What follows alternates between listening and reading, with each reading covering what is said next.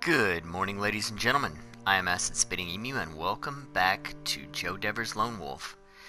Now, last time we had found ourselves a merchant that sold some fairly high-level stuff, and had to fight a few Drakkar to get there. And now we've got to figure out where to go next. We have a few options here.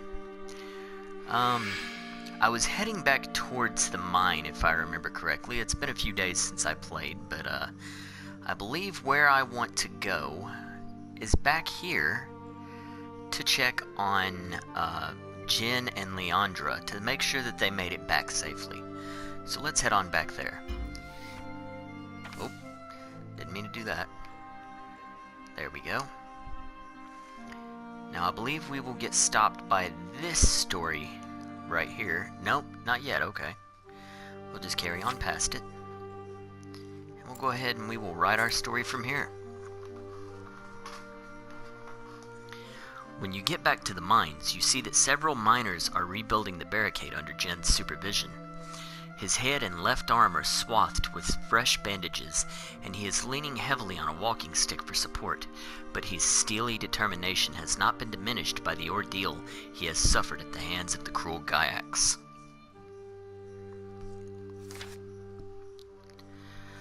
My lord, I had not expected to see you again so soon. Have you found my daughter's prototype already, he inquires. Alas, no, not yet, you reply. I need to know more about the chasm and where I can get across it as soon and as safely as possible.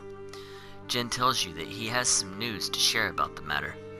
Some villagers have just reached the mines after hiding deep in the forest for 2 days, waiting their chance to make their way back to the mines.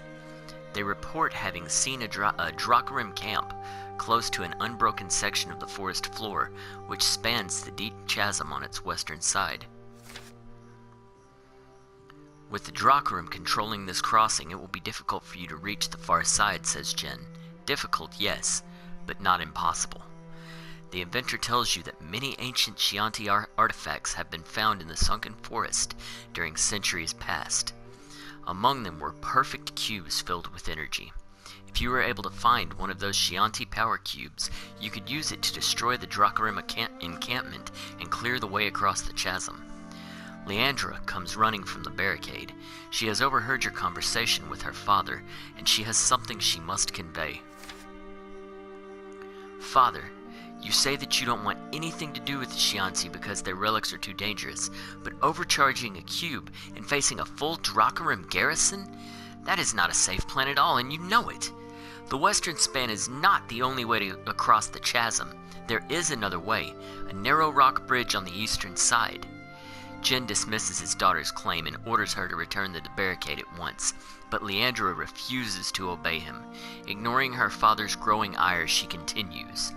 The eastern rock bridge is blocked by an ancient gate, but if you can find a Chianti cube, I know how to use it to open the gate.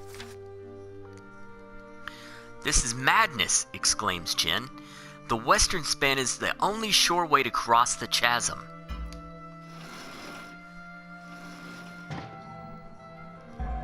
Alright, we just want to know where we could find a Chianti power cube, or we want to know more about Leandra's plan before leaving the mines. Let's hear Leandra out. She's not been wrong so far. Leandra's concerned plea demands your attention. You ask her about the plan she has in mind, but a vehement argument between her and her father ensues. Jen is very obstinate, but Leandra insists that the Chianti power cubes are not entirely destructive, and that she knows how to control the energy locked inside them. With one of these cubes, I'd be able to open the gate to the ancient Chianti bridge. The bridge itself is centuries old, but it's still very strong and secure. It even withstood the collapse of the forest. There is no enemy encampment nearby that I know of, and it's a far safer way to cross the chasm than by the western span.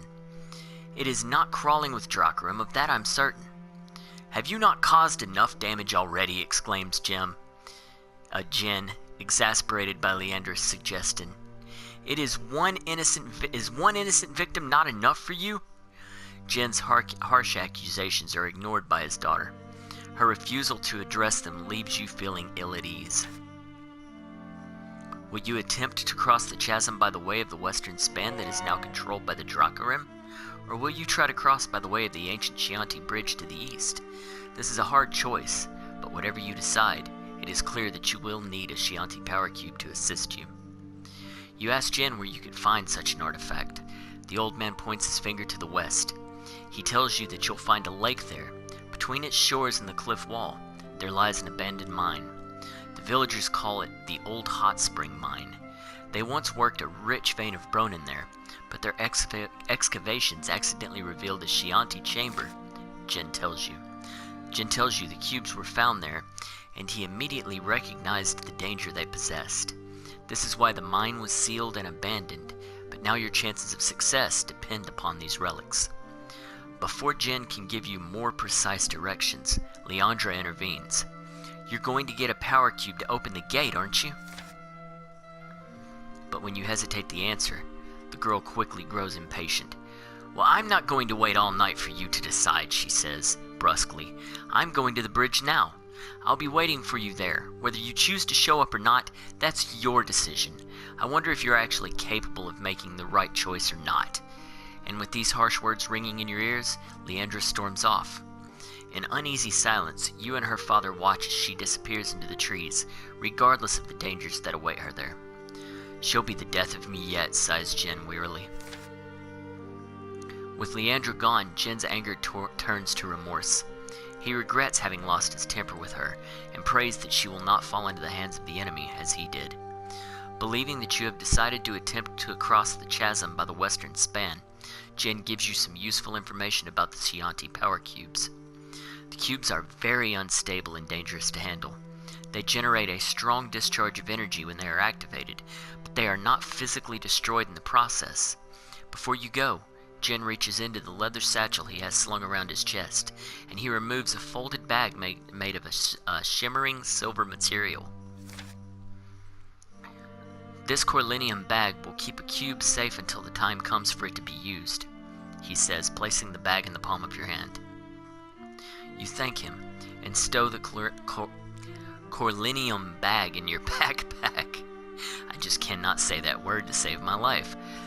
The time has now come for you to leave the mines and make an attempt to reach the chasm. The way you choose to get across to the far side of the chasm is a decision you still have to make.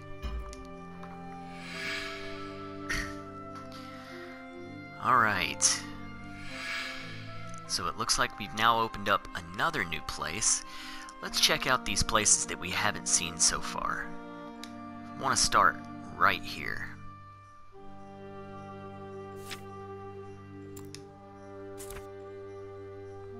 You arrive at the edge of a small clearing where 3 Gaiacs are fighting over the spoils they have looted from Rockstarn. One of the Gaiacs is badly wounded and the other 2 are preying mercilessly upon its weakness. They punch and claw the injured Gaiac as they attempt to rip the sacks of loot from its back. Alright, we don't master this, so we can study the Gaiac's moves as the brawl goes on, or put an end to this beastly brawl and attack the Gaiacs by surprise. Let's go get them. The longer you observe the Gaiacs, the more you are revolted by their loathsome behavior. You decide to seize the advantage of surprise and launch a swift attack while they are still fighting amongst themselves. Alright. First battle I've had in this game in about a week.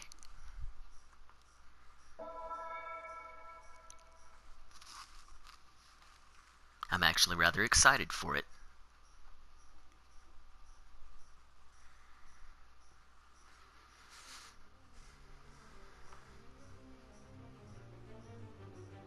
Alright, let's see what we've got. Well, we know we have at least a couple of Gaiacs. Alright, let's go ahead and drop one of these guys in a hurry here. And we'll take a little bit of damage in the process. That's okay. And put a dagger in both of them here. That'll take one guy out. And we are completely out of stamina, so let's see. We'll use this as our 6th sense. And hit him real good here, and he's bleeding. That's great. I don't think he'll bleed out completely, but that's okay. Ow.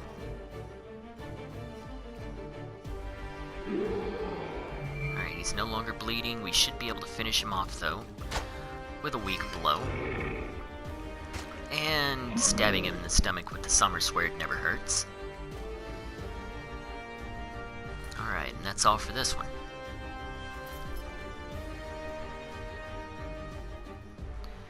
Now, the battle scenes in this game are just so beautiful. It's one of the things that really attracted me to the game to begin with.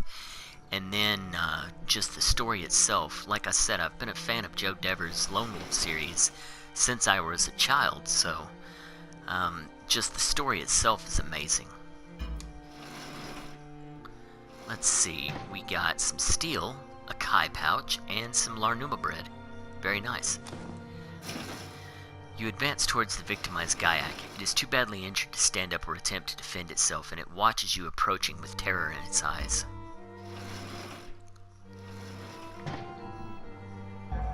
Alright, we can interrogate the dying Gaiac, hoping to gather useful information, or it doesn't matter that the Gaiac is about to die. You'll find out what it knows, no matter the cost.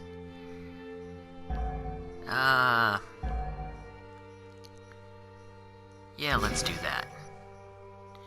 There is no need for you to restrain the creature. The Gaiac bullies have inflicted severe wounds to the creature, and it is barely able to move. You draw your weapon and hold it menacingly close to the Gaiac's throat. The creature trembles. It is convinced its life is about to end. Run iga okak dogez? Where are you from, you demand. Run dak okak gozdak kona. How did you enter the forest? The Gaiac is petrified of you, but it refuses to fully cooperate. You press your weapon to his exposed neck to persuade it to change its mind. Through blood-flecked fangs, it says, Oktak ishtazen korjet hegdagza zazgog egozdak ekoran kona. I marched through the passages and tunnels of the old ruined temple to enter the fallen forest. You have more questions to act, but the Gaiac will not say another word. With its last strength, it thrusts its neck against your weapon and opens its jugular vein. Its foul blood gushes like a fountain from the wound.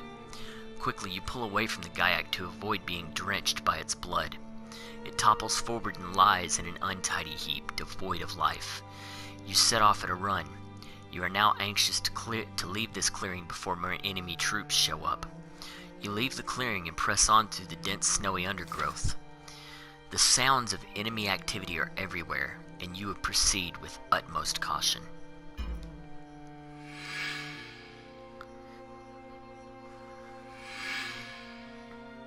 Now, I don't know exactly how successful this is going to be, but I do wish to attempt to meditate.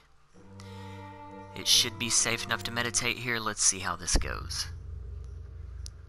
Please let me restore. Yes! Excellent. Alright, because I know what's coming next. Having played through this chapter here, I know exactly what is coming next, and it is, well, it's rough to say the least. So let's head on down here.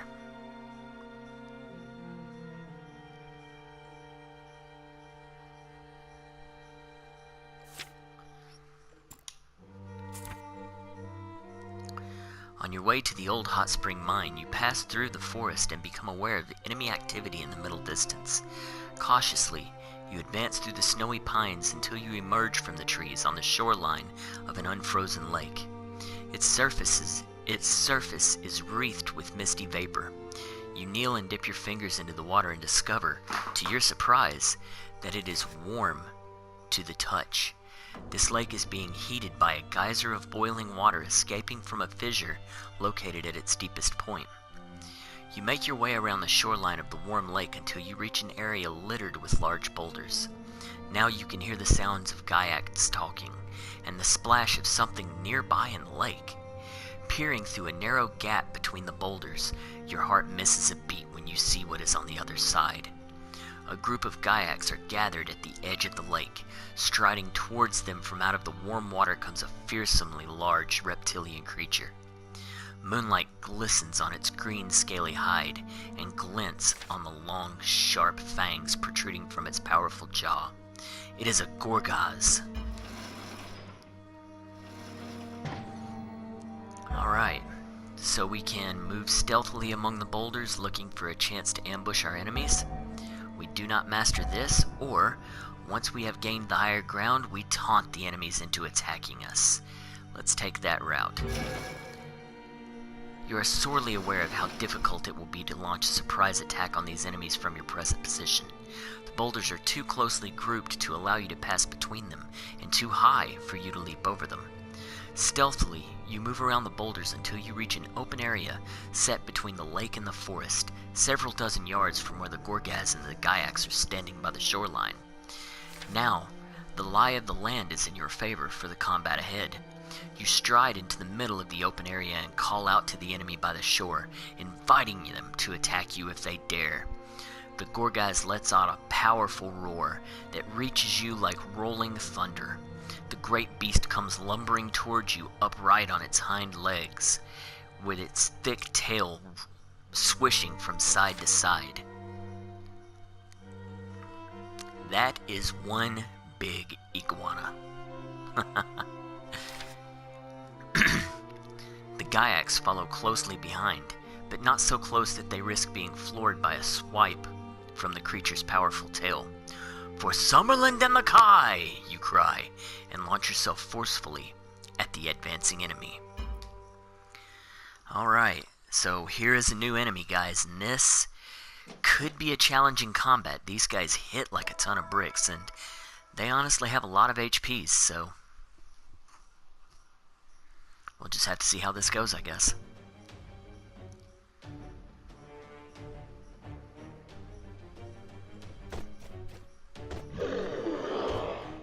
Yeah, that is one huge iguana.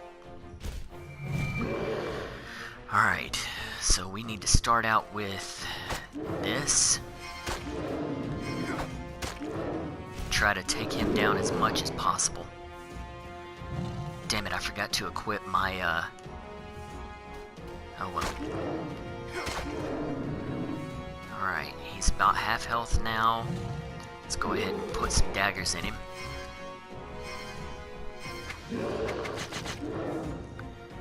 Alright, magicize him a little bit here. I probably should have used my weapon skill. Alright. And there we go. And shit, I missed. Alright, I cannot use the Summer Sword yet. Let's go ahead and try to Mind Blast this guy too. I don't know if it'll kill him, but it's worth a shot. Anything to take this guy out a little easier. He is bleeding too. It doesn't work on him. That's not a good thing. Yeah, I'm bound to take some serious damage this round. Alright, let's go ahead and use this to stun everybody.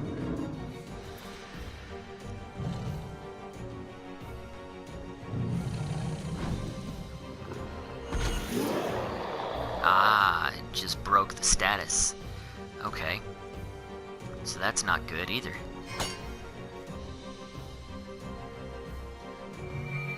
Alright, now we should be able to finish this guy off. Let's try a weak attack first.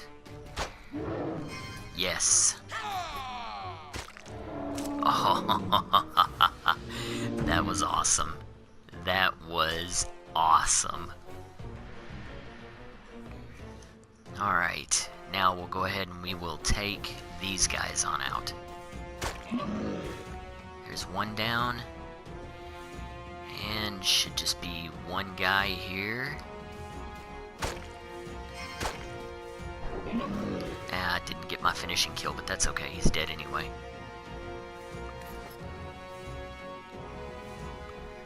Oh, that was sweet. I love the finishing blow against the Gourgaz. It looks so cool.